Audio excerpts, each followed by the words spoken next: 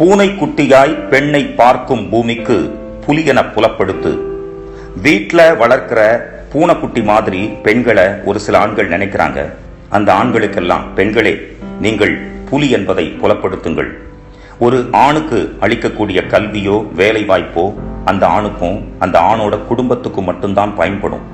ஆனா ஒரு பெண்ணுக்கு அளிக்கக்கூடிய கல்வியோ வேலை வாய்ப்போ அந்த பெண்ணுக்கு மட்டும் இல்லாம, அந்த பெண்ணோட குடும்பத்துக்கு மட்டும் இல்லாம, அந்த பெண் சார்ந்த சமுதாயத்துக்கு மட்டும் இல்லாம இந்த நாட்டுக்கே பயன்படும். அதுதான் பெண்களோட சக்தி. ஒரு ஆணால தாங்கக்கூடிய வலியோட அளவு 45 டெல் யூனிட்ஸ் ஆஃப் பெயின், 45 டெல்ஸ். ஆனா ஒரு பெண் ஒரு குழந்தைய பிரசவிக்கும் பொழுது 57 டெல் யூனிட்ஸ் ஆஃப் பெயின், 57 டெல்ஸ். அந்த அளவு வலியை தாங்கி ஒரு குழந்தைய பிரசவிக்கிறாங்க.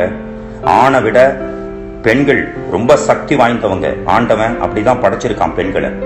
பெண்களே, உங்களை வீட்டு பூனை மாதிரி நினைக்கிற ஒரு சில மனிதர்களுக்கும் மடையர்களுக்கும் நீங்கள் வீட்டு பூனை இல்ல, புலி, வீரமான புலி என்பதை புலப்படுத்துங்கள்.